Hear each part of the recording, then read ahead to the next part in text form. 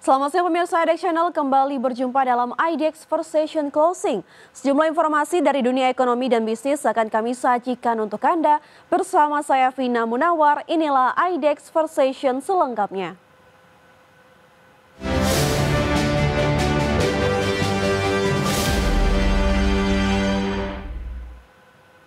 Kita ke informasi pertama pemirsa, Kementerian Badan Usaha Milik Negara resmi berganti status menjadi Badan Pengaturan BUMN.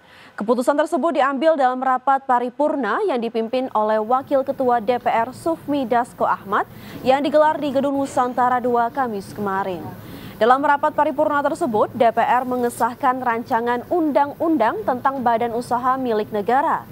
Dalam revisi Undang-Undang BUMN tersebut, ada 12 poin penting yang terkandung dalam Undang-Undang BUMN. Salah satunya terkait larangan terangkap jabatan untuk menteri dan wakil menteri pada direksi, komisaris, dan Dewan Pengawas BUMN sebagai tindak lanjut putusan Mahkamah Konstitusi. Perubahan keempat atas Undang-Undang Nomor 19 Tahun 2003 tentang Badan Usaha Milik Negara apakah dapat disetujui untuk disahkan menjadi undang-undang? Kementerian BUMN resmi berubah menjadi Badan Pengaturan BUMN usai DPR menyetujui revisi Undang-Undang BUMN. Menteri Pendayagunaan Aparatur Negara dan Reformasi Birokrasi Rini Widiantini menegaskan perubahan Kementerian BUMN menjadi BP BUMN diarahkan untuk memperkuat tata kelola dan efektivitas peran BUMN di dalam perekonomian nasional. Dengan perubahan ini, BUMN diharapkan dapat berperan lebih strategis sebagai agen pembangunan sekaligus entitas bisnis yang sehat, kompetitif, dan berdaya saing global. Namun seiring dengan perkembangan zaman dan kompleksitas perekonomian yang makin dinamis, terdapat urgensi teknokratis untuk melakukan transformasi kelembagaan dan kerangka hukum agar pengelolaan BUMN menjadi lebih efektif dan efisien sehingga mampu memberikan kontribusi yang lebih optimal dalam perkembangan perekonomian nasional. Dengan penguatan kerangka hukum ini, BUMN diharapkan dapat berperan lebih strategis sebagai agen pembangunan sekaligus entitas bisnis yang sehat, kompetitif. Sementara itu pemirsa, Ketua DPR RI Puan Maharani mengingatkan agar perubahan Kementerian BUMN menjadi BP BUMN ini bisa berjalan dengan baik tanpa menimbulkan tumpang tindih antara regulator dan operator. BUMN tadi sudah disahkan, nantinya BUMN akan berubah menjadi BP BUMN. Semoga implementasi di lapangannya memang bisa berjalan dengan baik seperti semangat yang disampaikan oleh Bapak Presiden bahwa BUMN sebagai badan usaha milik negara memang harus berfungsi dan berperan harusnya sebesar-besarnya sesuai dengan pasal 33 adalah untuk seluruh rakyat Indonesia yang mana sekarang sudah ditarik ke Danantara, jadi jangan sampai kemudian ada tumpang tindih antara regulator dan operator. Jadinya perbaikan ini tentu saja insya Allah akan membawa manfaat. Menteri Keuangan Purbaya Yudhisa Dewa menegaskan peluang penambahan anggaran transfer ke daerah atau TKD tetap terbuka meski saat ini alokasi transfer mengalami pemotongan. Purbaya mengaku siap merayu pemerintah pusat untuk memperbesar anggaran bagi daerah asalkan ada perbaikan dalam tata kelola dan penyerapan dana. Purbaya menuturkan salah satu alasan utama pemerintah melakukan pemangkasan transfer ke daerah karena adanya indikasi penyalahgunaan dana. Purbaya meminta pemerintah daerah harus memperbaiki cara menyerap dan mengelola anggaran agar tidak sekedar menjalankan program tanpa pengawasan yang ketat. Tahun depan kan dipotong, tahun ini sudah dipotong juga kan. Jadi mereka protes sama dengan Anda kayaknya udah sama deh cara berpikirnya dengan bupati atau gubernur. Kenapa dipotong? Ini nggak bisa bergerak kira-kira gitu. Tapi alasan memotongnya itu utamanya dulu karena banyak penyelewengan. Artinya nggak semua uang yang dipakai dengan betul. Jadi itu yang membuat pusat agak, bukan saya ya, pemimpin itu agak gerah dengan itu, ingin mengoptimalkan. Jadi sebetulnya uang yang di daerah bertambah. Jadi kan di transfernya kan turun 200 ya. Tapi program-program untuk daerah naik dari 900 ke 1.300 triliun. Tambah lebih banyak. Jadi kita ingin melihat yang lebih Ya pemirsa, meski Badan Usaha Pengelola SPBU swasta batal membeli base fuel atau BBM dari Pertamina, Menteri SDM memastikan proses negosiasi atau bisnis antar Badan Usaha dan Pertamina masih berlangsung. Bahlil menyebut pemerintah hanya menjadi penyambung bagi Pertamina dan Badan Usaha Swasta penyalur BBM dalam memenuhi kebutuhan yang mengalami kehabisan stok.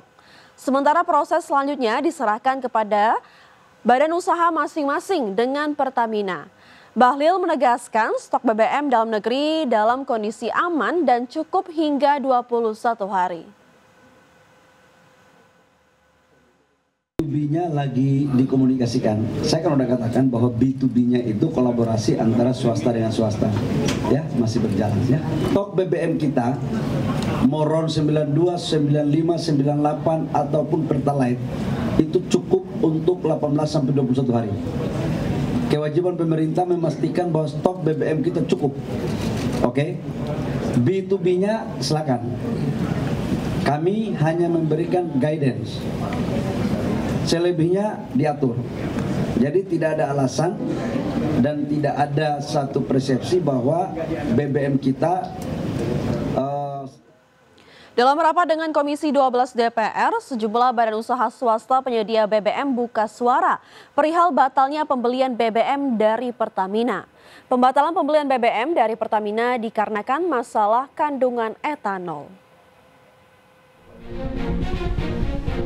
Sejumlah badan usaha swasta penyedia BBM buka suara perihal batalnya pembelian BBM dari Pertamina. Dalam rapat dengar pendapat dengan Komisi 12 DPR RI, Direktur Vivo Energy Indonesia Leonard Mamahit mengaku pihaknya memang berencana untuk membeli 40.000 barel BBM dari Pertamina. Pihaknya membatalkan rencana pembelian tersebut karena masalah kandungan etanol. Meski demikian, pihaknya tidak menutup kemungkinan untuk membeli BBM dari Pertamina jika spesifikasi yang diminta pihaknya bisa dipenuhi oleh Pertamina. Saran dari Pak Menteri, kami telah mengadakan negosiasi dengan Pertamina untuk membeli, tapi karena ada beberapa hal teknis yang tidak bisa dipenuhi oleh Pertamina, sehingga apa yang sudah kami mintakan itu dengan terpaksa dibatalkan. Sementara itu, Presiden Direktur BPAKR Vanda Laura menyebut pihaknya berpotensi mengambil langkah untuk merumahkan karyawan SPBU jika kekosongan stok BBM yang terjadi sejak akhir Agustus belum juga pulih. Saat ini jumlah karyawan SPBU BP mencapai 650 orang yang tersebar di 70 SPBU. Selain itu juga kami sudah mulai menyesuaikan operasional, bukan hanya jam operasional, namun juga biaya-biaya lainnya yang mencoba kami tekan sebelum kami terpaksa untuk merumahkan karyawan-karyawan kami. Dan ini memang tidak lama lagi nih kalau ini tidak ada solusinya dalam waktu dekat. Seperti diketahui, kekosongan pasokan BBM di sejumlah SPBU swasta telah terjadi sejak akhir Agustus. Selain berdampak pada iklim usaha dan masyarakat, kekosongan BBM ini juga berdampak pada nasib para pekerja. Jakarta, Tim Liputan IDX Channel. Pemirsa, kami akan kembali usai jeda berikut ini. Tetaplah bersama kami di IDX for Session Closing.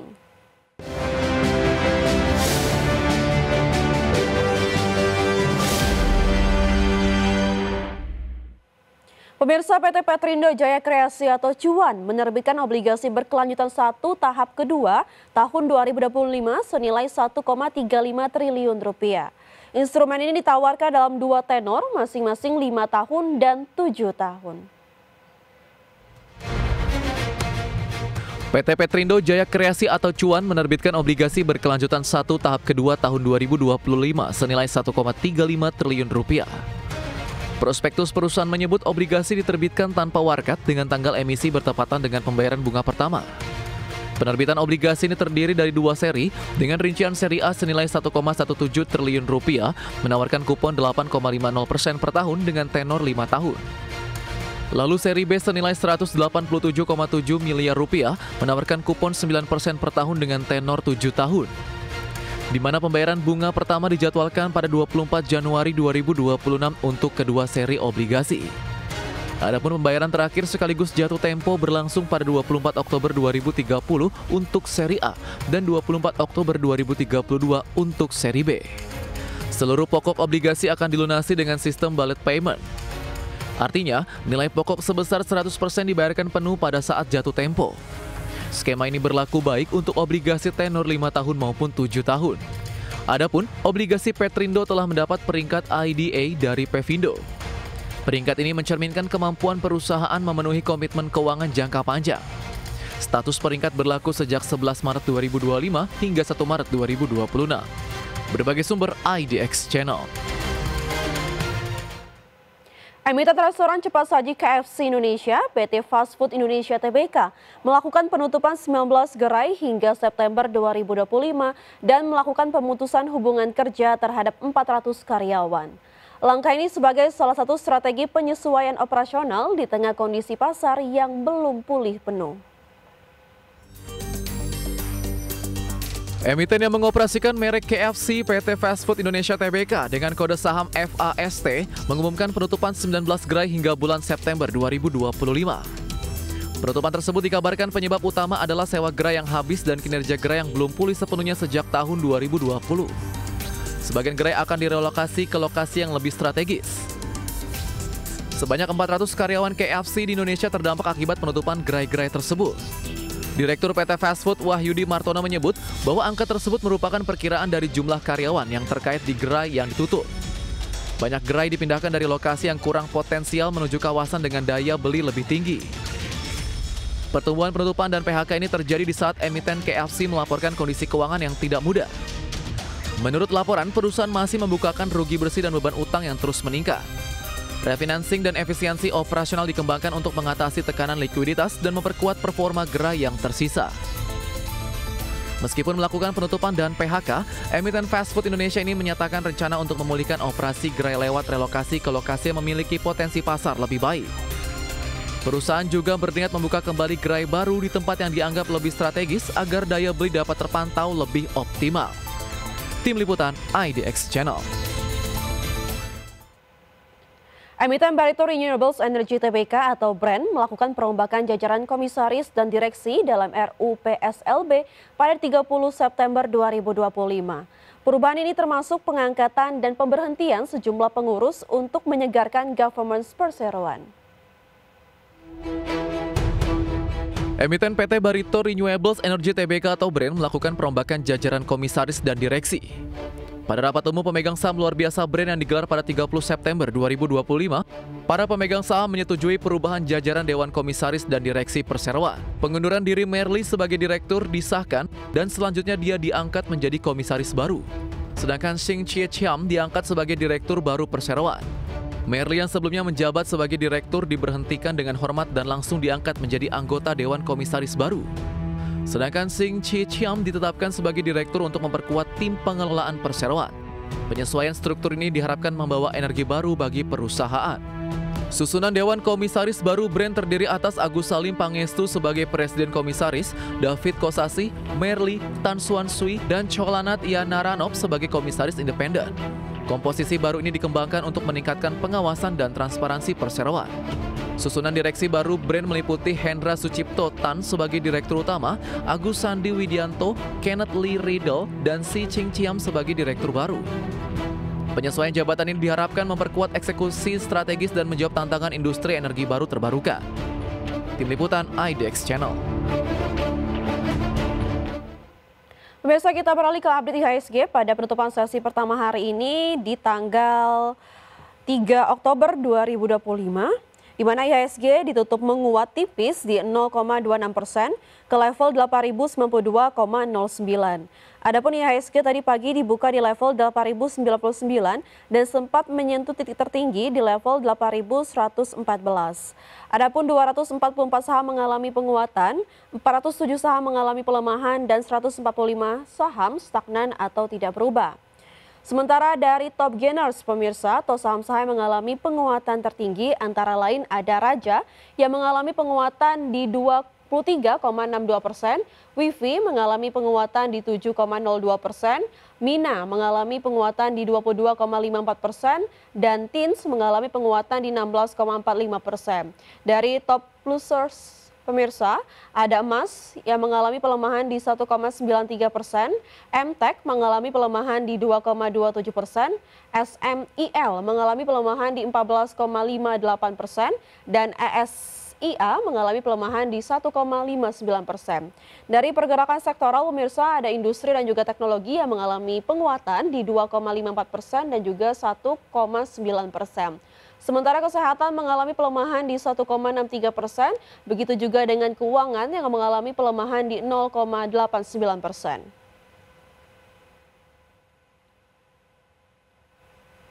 Pemirsa, kami akan kembali usai jeda berikut ini, tetaplah bersama kami.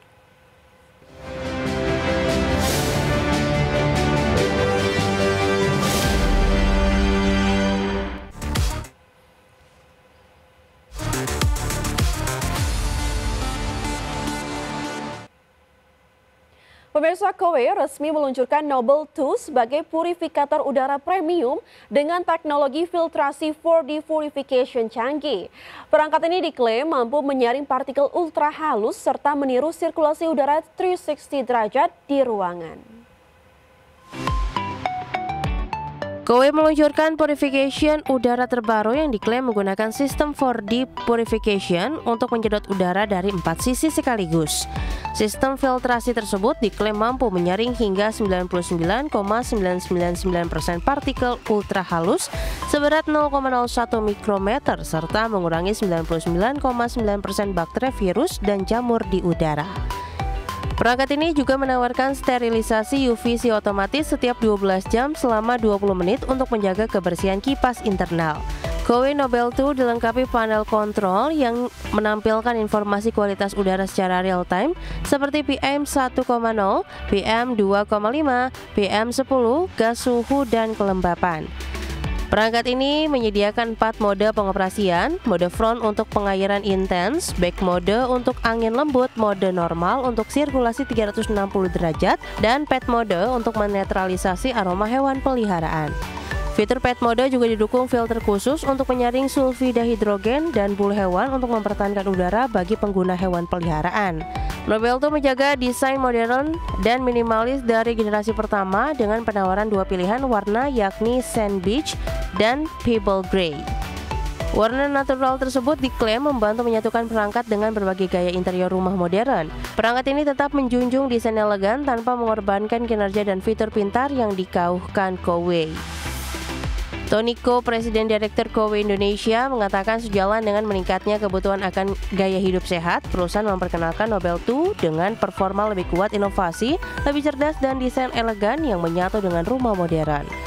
Berbagai sumber, IDEX Channel.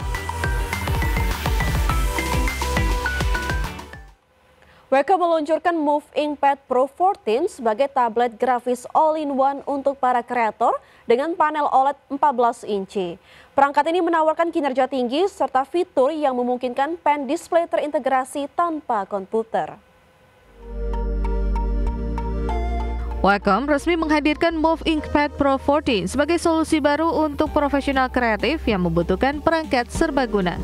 Layarnya mengusung panel OLED berukuran 14 inci dengan resolusi 2880 x 1800 piksel. Panel ini mendukung refresh rate hingga 120 Hz, kecerahan maksimum 900 nits, serta kedalaman warna 10 bit yang akurat untuk standar ruang warna DCI P3 dan sRGB. Move Inkpad Pro 14 beroperasi menggunakan sistem Android 15 dengan prosesor Snapdragon 8 Ace generasi ketiga. Kapasitas memori RAM 12 GB dipadukan dengan penyimpanan internal 256 GB yang masih bisa diperluas melalui kartu microSD. Suplai dayanya mendukung baterai berkapasitas 10.000 mAh sehingga mampu mendukung penggunaan panjang tanpa kabel listrik. Wacom membekali perangkat ini dengan Pro Pen 3 yang bebas baterai dan mendukung 8.192 tingkat tekanan serta kemampuan mengikuti kemiringan hingga 60 derajat. Teknologi Electromagnetic Resonance memungkinkan pengguna menggambar atau menulis tanpa perlu mengisi daya pena. Salah satu fitur unggulan Move InkPad Pro 14 adalah mode Instant Pen Display. Melalui mode ini, perangkat bisa berfungsi sebagai layar grafis eksternal untuk komputer Windows atau Mac. Penghubungan dapat dilakukan dengan kabel USB Type-C maupun secara nirkabel, memberikan fleksibilitas lebih dalam berbagai skenario kerja. Untuk pemasaran global, Wacom menetapkan harga Move InkPad Pro 14 sebesar $899 atau setara dengan 14 juta rupiah. Berbagai sumber IDX Channel. Huawei meluncurkan seri baru jam tangan pintar Watch GT6 yang dilengkapi dengan sistem kesehatan canggih dan daya tahan baterai hingga 21 hari. Jam tangan ini akan hadir di Indonesia dengan desain premium serta fitur sport dan kesehatan terkini.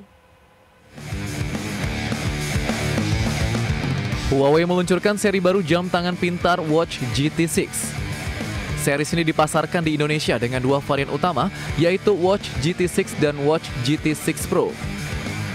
Watch GT6 series mengusung jargon Ride the Wind dan menawarkan rentang ukuran 46 mm dan 41 mm untuk menyesuaikan gaya pengguna. Bodi jam tangan ini dibuat dari material premium seperti alloy titanium, kaca safir, dan keramik nanokristal. Watch GT6 series menawarkan lebih dari 100 mode olahraga dengan akurasi tinggi menggunakan sistem positioning 3D yang diklaim unik di industri. Bagi pelari, fitur Running Form Analysis memberikan arahan khusus, sementara peserta sepeda dapat menikmati fitur Cycling Virtual Power tanpa perlu alat eksternal. Satu pengisian penuh Watch GT6 series diklaim mampu menyokong daya tahan hingga 21 hari pada penggunaan ringan.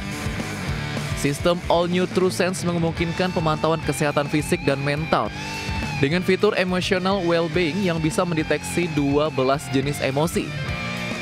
Untuk varian Pro, jam tangan ini menambahkan analisa ECG untuk pemantauan jantung yang lebih akurat. Berbagai sumber IDX Channel.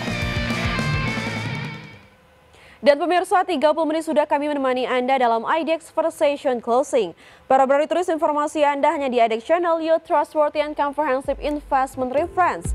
Jangan lupa saksikan program Second Session Closing yang akan tayang pada pukul 15.30 waktu Indonesia bagian Barat. Karena urusan masa depan harus terdepan, aku investor saham. Saya Vina Munawar, terima kasih dan sampai jumpa.